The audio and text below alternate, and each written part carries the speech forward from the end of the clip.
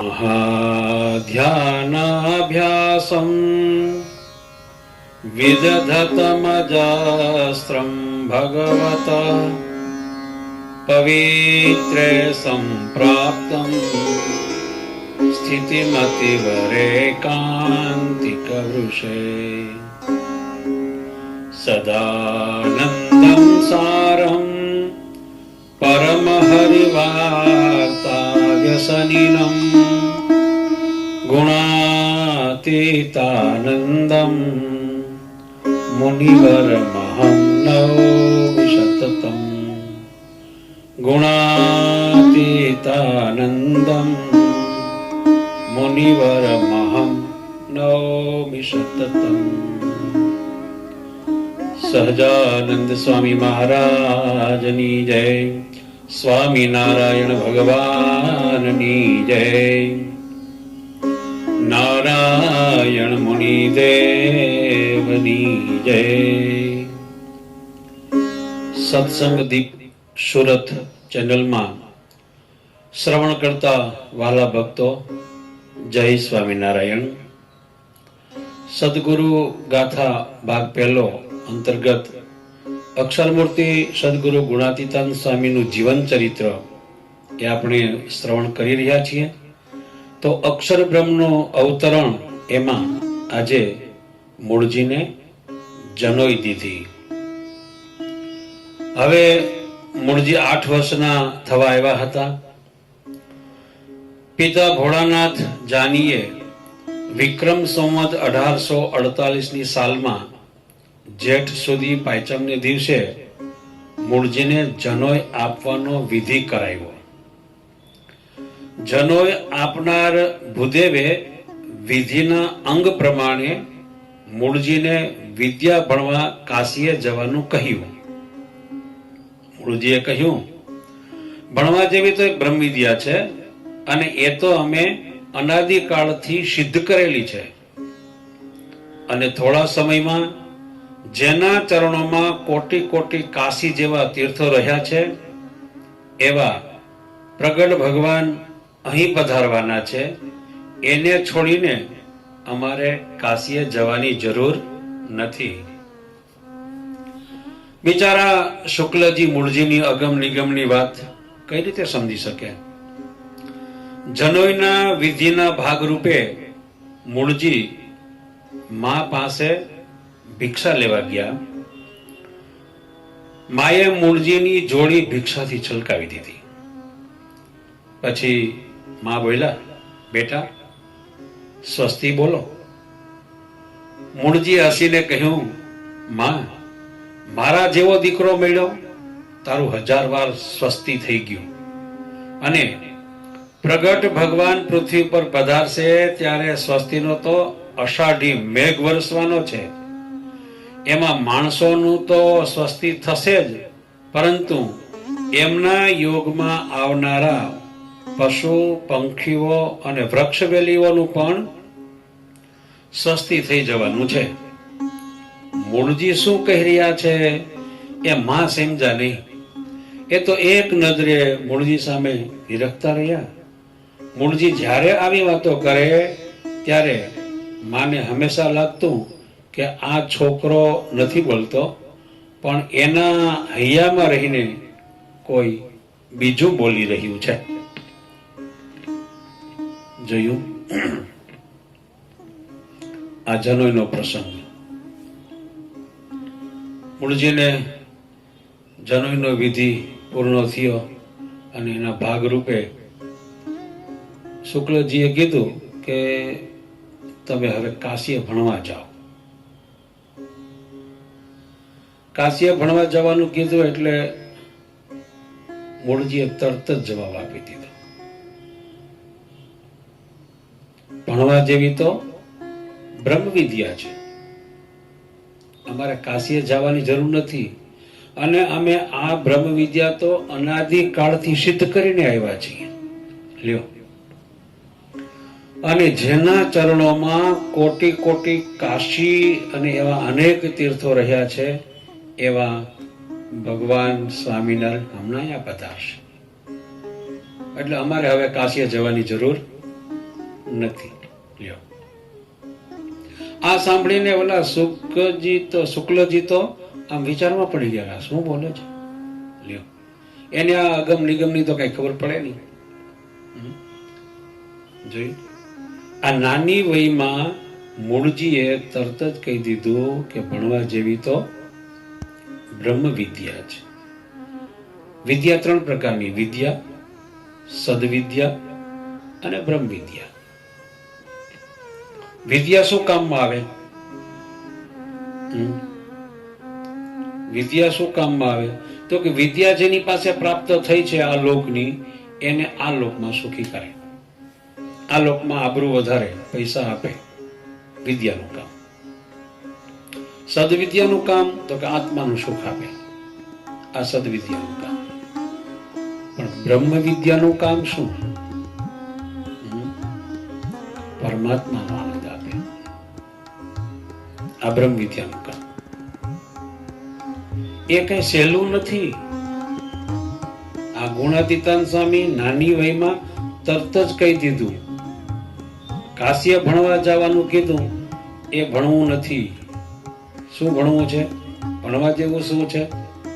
તો કે બ્રહ્મ વિદ્યા. શ્રીજી મહારાજ એના જીવનની અંદર બહુ સરસ રીતે આમ ભણ્યા છે. ઘનશ્યામ મહારાજને સુવાસીની ભાભીએ વૈશાખ સુધી બારસને દિવસે હૃદયરામ શિક્ષકને ત્યાં અભ્યાસ માટે નિશાળે બેસાડ્યા. સવારમાં શીરો જમાડ્યો અને સાકર અને નાળિયેરનું લઈ અને સુવાસીની ભાભી નિશાળે બેસાડી આવ્યા. ઘનશ્યામ મહારાજે થોડા જ દિવસોમાં અભ્યાસ પૂર્ણ કરી લીધો. થોડા જ દિવસોમાં 350 શાસ્ત્રોનો સાર રૂપે શિક્ષાપત્રી અને 850 શાસ્ત્રોના સાર રૂપે વચનામૃતના બ્રહ્મમય શબ્દો એ નાની વયમાં બોલવા લાગ્યા. ઓહો, બધા જોઈને વિચારમાં પડી ગયા, નાની વયમાં એટલું બધું ભણી લીધું. જો શ્રીજી મહારાજ, ઘનશ્યામ મહારાજ નાની વયમાં ભણ્યા અને પછી જ્યારે આ આખો સંપ્રદાય ચલાવ્યો ત્યારે મહારાજ સતત કેટલા સંતો હતા? 500 પરમહંસ. 500 તો બોલીએ છીએ, ત્યારે 1500 સંતો હતા. મહારાજને ત્યારે ભણાવવાની ઈચ્છા થઈ કે આને બધાને ભણાવીએ. પણ અગાઉના જમાનામાં તો નહીં પાટી, નહીં પેન, નહીં કાગળ, કાંઈ નહીં. કેમ લખવાનું? જમીનમાં આમ લખીને આમ એકડો ના ગુટાવે. નાના બાળકને ભણાવે ને આમ બે મુઠ્ઠીથી આમ એકડો કરાવે, કા કલમનો ક કરાવે. એમ એ 300 સંતોને ભણવા બેસાડ્યા. 1500 માંથી 300 સંતોને ભણવા બેસાડ્યા.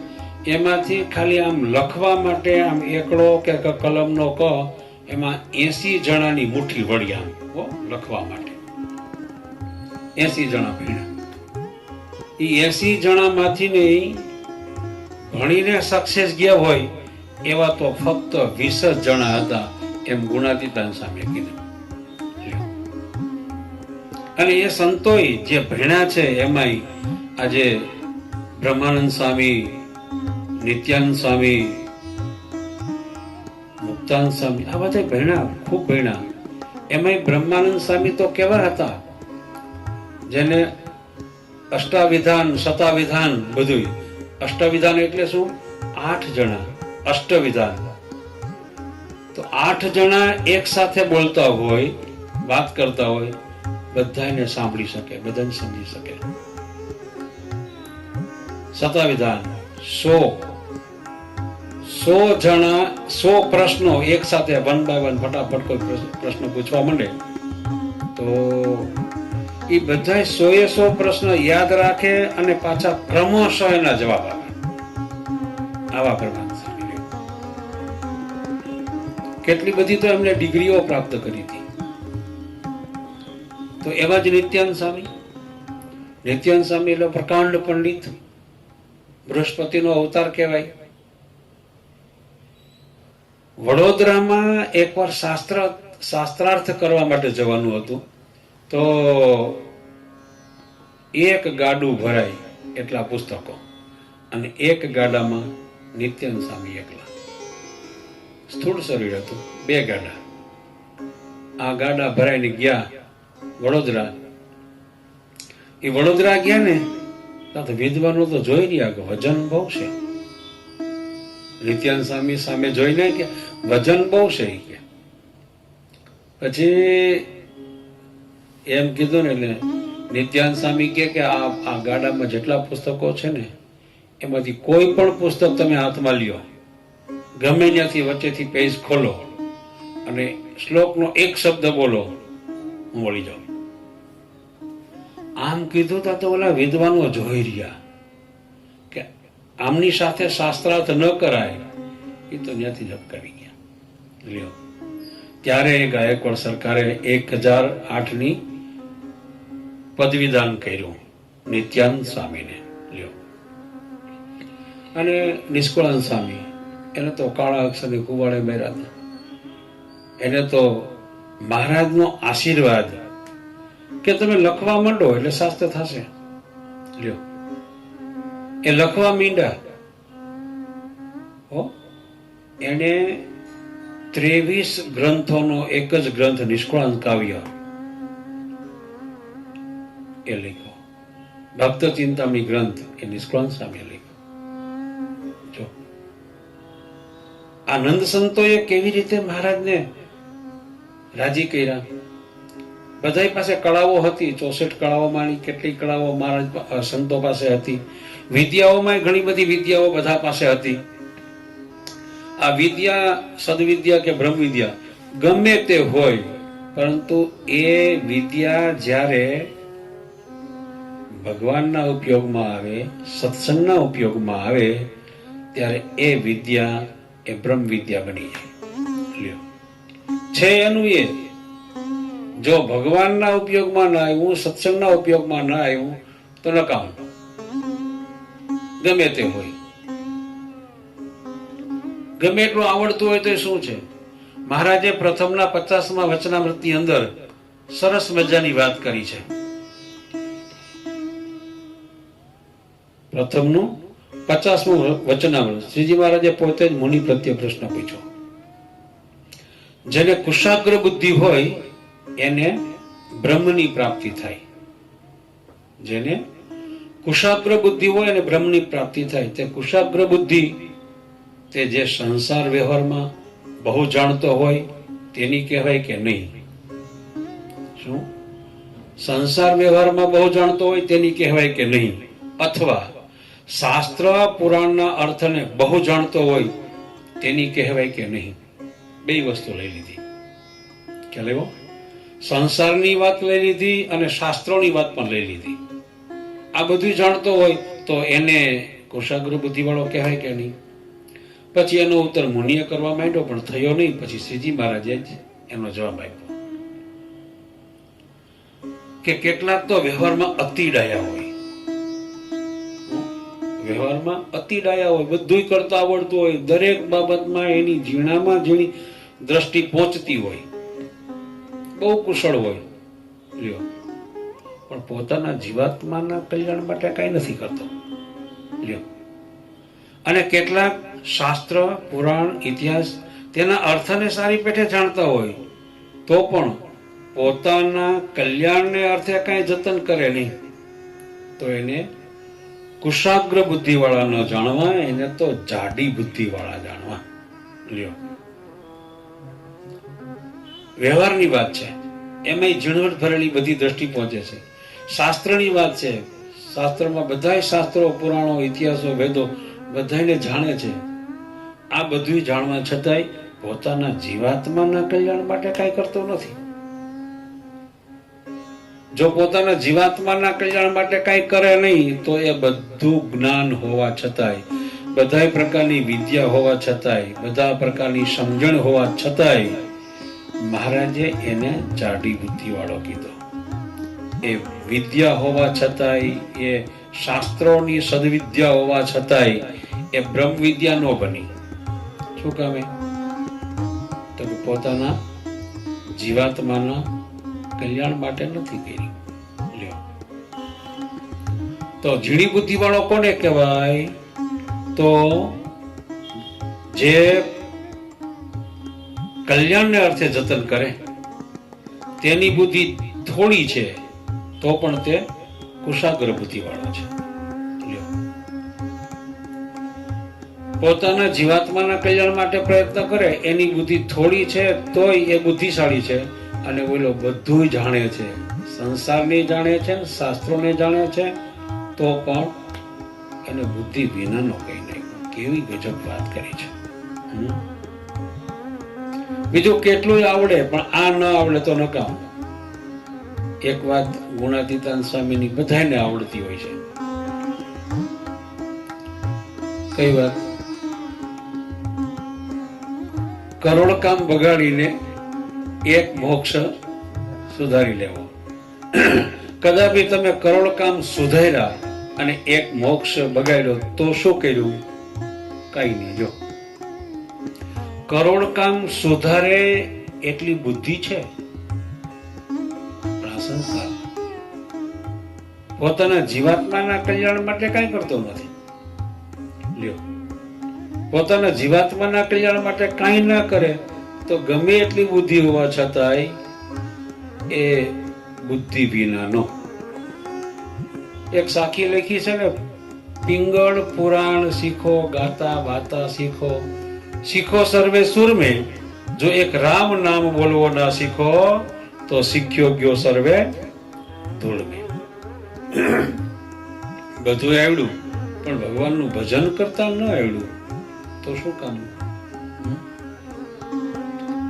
તમને હીરામાં ગમે એટલું કામ કરતા આવડે, દલાલી ગમે એટલી કરતા આવડે, એસીના કામ ગમે એટલા કરતા આવડે, આ લોકના વ્યવહારની અંદર ગમે એટલું બીજું ત્રીજું કામ કરતા આવડે, પણ મોક્ષનું કામ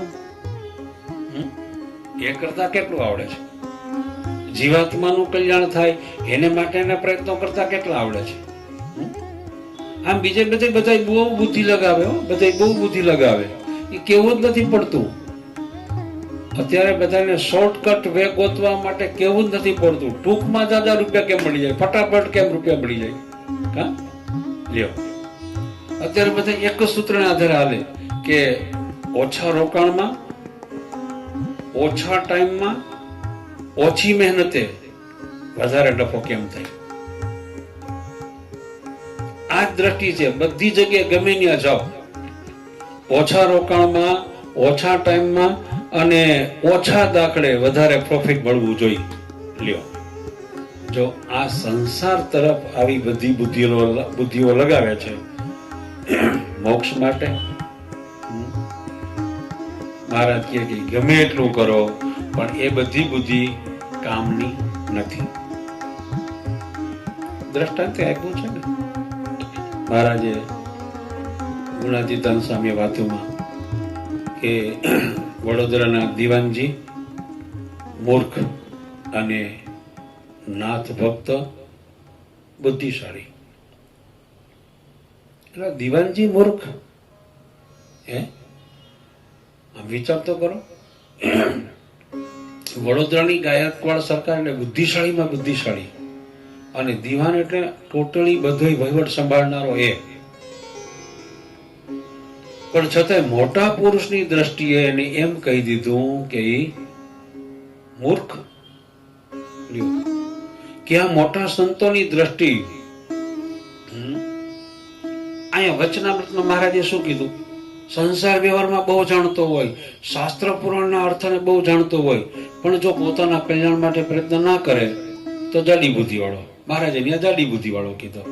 અહીંયા ગુણાતીતાન સ્વામીની વાતોમાં કે દીવાનજી મૂર્ખ અને નાથ ભક્ત બુદ્ધિશાળી. લ્યો, તો નાથ ભક્તો તો ટાણા ટાણા કરીને ખાતા હતા, એને કઈ બીજું નહોતું. સંતોષ હતો અને એ પોતાના જીવાત્માના કલ્યાણ માટે પ્રયત્ન કરતા હતા, એટલે એને બુદ્ધિશાળી કીધા છે.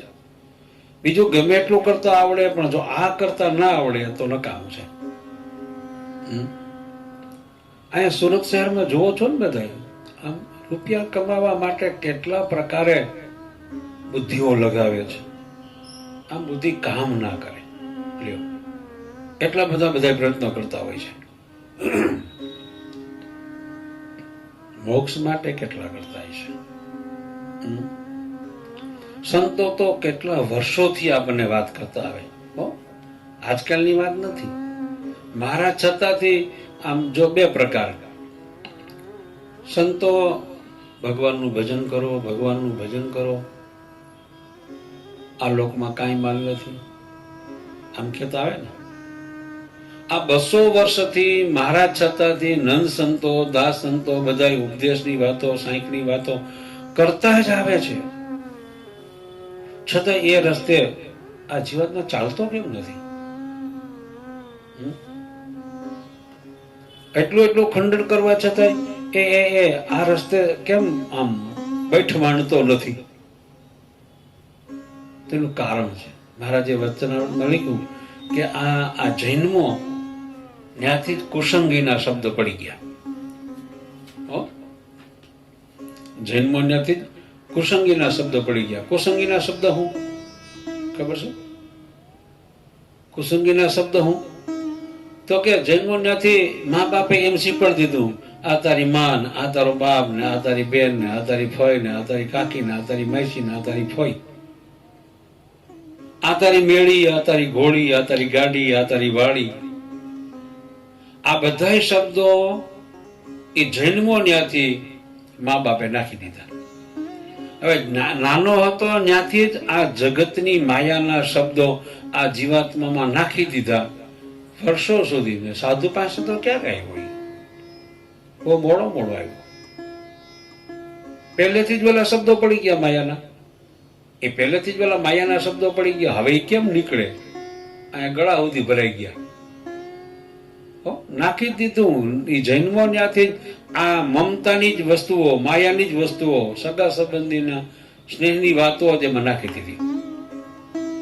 હવે એ સંત પાસે જાય ને સંત એમ કે જગત મિથ્યા છે, ભગવાન સત્ય છે. આ વાત કેટલીક મનાય? આ તો ઉપરથી અમે નાખીએ છીએ, પણ અંદર ભર્યું છે ઓલો કદડો માયાનો, એટલે અમારી વાત ઉપરથી ટકે નહીં. લ્યો, એટલે આ માયામાંથી આ જીવાત્માને કાઢવો, સંસારમાંથી કાઢીને એને ભગવાનને રસ્તે ચડાવવો બહુ અઘરું કામ છે.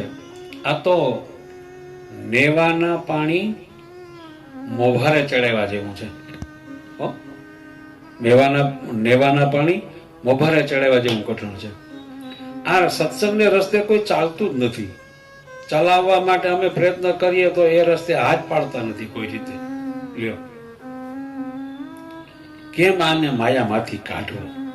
વિચાર તો કરો.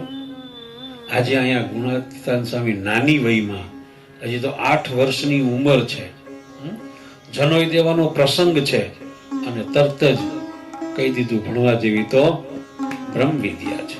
લ્યો, અમારે કાશી કે ક્યાંય ભણવા જવું નથી. જો આવું કીધું તો ઓલા શુક્લજી તો જોઈ રહ્યા શું કે છે એમ. અને આ જનોઈના વિધિના ભાગ રૂપે છેલ્લે એના માતુશ્રી પાસે ભિક્ષા લેવા ગયા. અને માતુશ્રીએ એ ભિક્ષાની જોડી છલકાવી દીધી.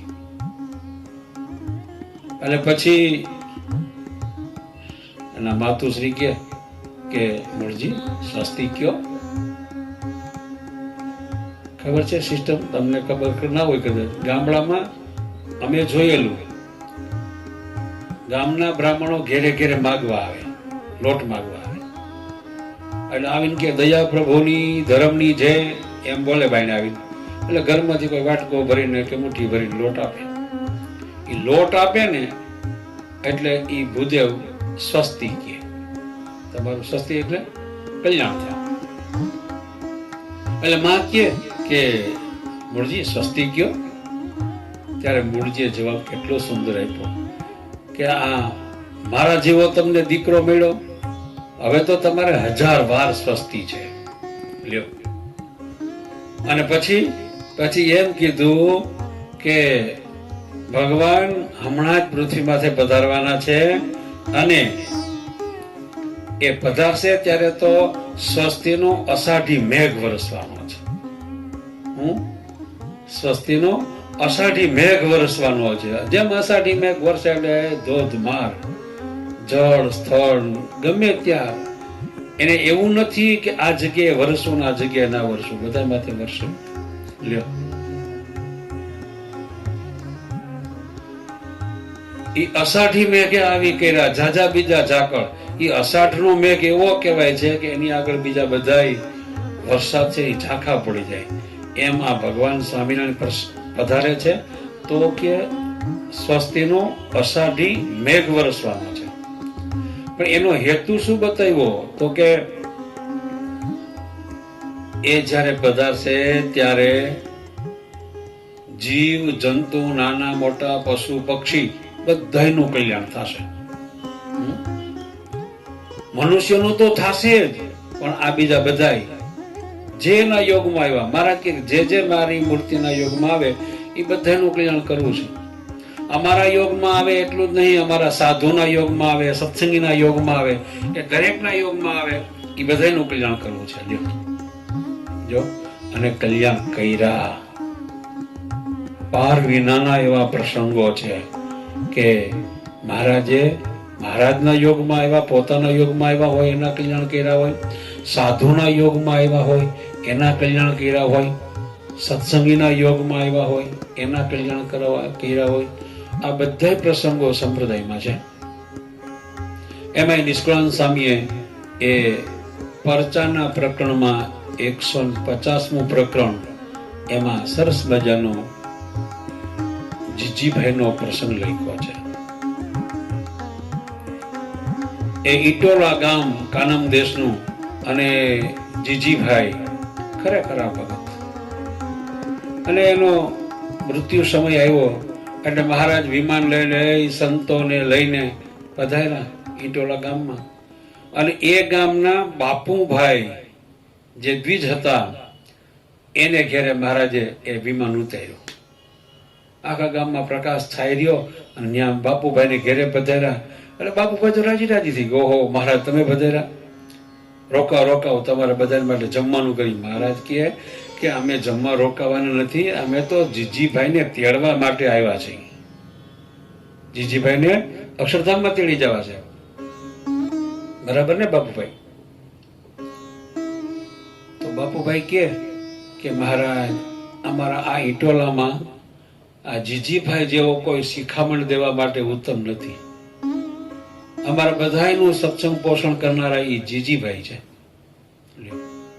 હવે તમારી મરજી, તમારે જેમ કરો. ઓહો તો એને રાખવા જરૂરી છે. તમે આવ્યા છે એ તો હવે લેવા માટે. ચાલો મહારાજ કે એના બળદને લઈ જાઓ. જીજીભાઈને રાખી દે હું અને એના બળદને લઈ જાઓ. લ્યો, એના બળદને લઈ જવાની વાત કરીને એટલે બાપુભાઈ કે પણ મહારાજ એના બળદના શું પુણ્ય છે કે તમે એને અક્ષરધામમાં લઈ જાઓ? મહારાજ કે એ બળદ આ સંતોની રસોઈનું ગાડું હતું ને ત્યાં જીતા હતા. એ બળદ એ સંતોના ઉપયોગમાં આવેલો છે. એ સંતોની રસોઈનું જે ગાડું હતું ત્યાં જીવતો હતો ને એના પ્રતાપે. લ્યો, જો આમ વિચાર કરી ત્યારે ખબર પડે મહારાજના ઉપયોગમાં આવ્યા, સંતોના ઉપયોગમાં આવ્યા, એ પશુ પક્ષી જે હોય બધાયનું કલ્યાણ થાય. બધાયનું કલ્યાણ થાય. નિત્યાનંદ સ્વામી માંદા હતા ને એને માટે ઓલી કાળી બકરીનું દૂધ ઉપયોગમાં આવ્યું. મહારાજ એને તેડી લઈ ગયા. કાળી બકરીને અક્ષરધામમાં લઈ ગયા. જો આ અષાઢી મેઘ વરસો છે, જે કોઈ છે એનું બધાનું કલ્યાણ થઈ જશે. માટે આ સત્સંગ દીપની અંદર બધાએ બહુ વિચાર કરવાનો સાંભળીને. બને ત્યાં સુધી આપણી વાત એવી જ છે કે આપણે પોતે જ પાછું વળવાનું છે. ભક્ત બનવા માટે, બ્રહ્મ વિદ્યા ભણવા માટે આપણી પાસે જે સમય, સંપત્તિ, શક્તિ, બુદ્ધિ, બળ જે કાંઈ છે એ છે તો બધી માઇક જ. પરંતુ એની એ વિદ્યા, એની એ સંપત્તિ, એનો એ સમય જો ભગવાન માટે, સત્સંગ માટે અને પોતાના જીવાત્માના કલ્યાણ માટે લેખે લગાડો તો બ્રહ્મ વિદ્યા થઈ ગઈ. આ વાત તો ઘણી બધી જગ્યાએ વિસ્તારપૂર્વક છે. આ વાતને એમ કરવી હોય તો કરી શકાય ને. મધ્યના 11મા વચનામૃત પ્રમાણે ધર્મ જ્ઞાન વૈરાગ્યાદિક શુભ કર્મ. શુભ કર્મ એના એ છે, એક અર્થને અર્થે કરે છે, ધર્મ અર્થ કામ માટે, અને એક મોક્ષ માટે કરે છે. ધ્યેય બદલી જાય. જો આ લોકના સુખ માટે કરો તો એ વિદ્યા છે, અને એના એ શુભ કર્મ એ પ્રસન્નતા માટે કરો તો બ્રહ્મ વિદ્યા છે. કર્મ એ બધા, તમે સંસારી છો તો સંસારી બધા કર્મ કરો છો ને. તો તમારા સંસારના કર્મો છે એ ભક્તિરૂપ ક્યારે બને? મહારાજે તમને વ્યવહાર માટે કહી દીધું શિક્ષાપત્રીમાં કે સવારમાં ઉઠીને નાહી ધોઈ પૂજા પાઠ કરી વહેલા સવારમાં આ બધી વિધિ પતાવીને પછી તમારે વ્યવહારિક કામ કરવું. આખો દિવસ વ્યવહારિક કામ કર્યા પછી સાંજે આવીને સાયંકાળે ભગવાનના મંદિર પ્રત્યે જવું, રૂઢાક્ષરે નામ લખવું. આખો દિવસ પ્રવૃત્તિ કરી, એ જ પ્રવૃત્તિને નિવૃત્તિ બનાવી દેવા માટે, એ જગતનો વ્યવહાર છે એને ભક્તિમય બનાવી દેવા માટે, એ વિદ્યા જેવી છે પણ એને બ્રહ્મ વિદ્યા બનાવી દેવા માટે એને ભગવાન સાથે કનેક્શન આપી દીધું. સાંજે ભગવાનના મંદિર પ્રત્યે જાઓ, કીર્તન ધૂન કરો, તમારા આખા દિવસમાં જે પ્રવૃત્તિ કરી એ નિવૃત્તિ બની ગઈ. વ્યવહાર તો બધાને કરવાનો છે, કરે છે, કર્યા વિના ચાલવાનો નથી. પણ જે વ્યવહાર કરીએ છીએ એ વ્યવહાર એ શિક્ષાપત્રી પ્રમાણે થાય છે. જો શિક્ષાપત્રી પ્રમાણે વ્યવહાર થતો હોય તો એ જ વ્યવહાર એ નિર્ગુણ છે, એ જ વ્યવહાર નિર્ગુણ છે. નહીતર બધોય વ્યવહાર સગુણ છે. માટે વાલા શ્રોતાજનો, બધા જ ભક્તો સાંભળીને પોતાના અંતરાત્મામાં વિચાર કરજો કે મારા જીવનની અંદર વિદ્યા માટે પ્રયત્ન કરું છું, સદવિદ્યા માટે પ્રયત્ન કરું છું, કે બ્રહ્મ વિદ્યા માટે પ્રયત્ન કરું છું. દેહના પોષણ માટે પ્રયત્ન કરું છું, વ્યવહારના પોષણ માટે પ્રયત્ન કરું છું, કે જીવાત્માના કલ્યાણ માટે કંઈ કરું છું. આ ખાસ પાછી વૃત્તિ વાળીને વિચાર કરવાનો છે. જે કોઈ શ્રોતાજનો આ સાંભળે છે એ પોતાના જીવનમાં પહેલા પોતાના જ અંતરને તપાસવાનો પ્રયત્ન કરવાનો. આ ગુણાતીતાન સ્વામીનું જીવન ચરિત્ર એ મૂળ અક્ષર મૂર્તિ ગુણાતીતાન સ્વામી, આજે એનું જીવન છે એ જ આપણા માટે ઉપદેશ છે. એના એકો એક પ્રસંગ આપણા જીવનમાં ખરેખર પ્રેરણાદાયી બની જવા જોઈએ. એના દરેક પ્રસંગો આપણા જીવનની અંદર સત્સંગના પોષણ માટે, એને જેના માટે જન્મ ધારણ કર્યો છે શ્રીજી મહારાજની પ્રસન્નતા માટે, એક ટકોરમાં સમજી જાય એવું એમનું જીવન હતું. એમ એના જીવનની એક ટકોરમાં આપણે સમજી જાય એવું આપણું જીવન આપણે કરવું. સારું વાલા ભક્તો, જય સ્વામિનારાયણ.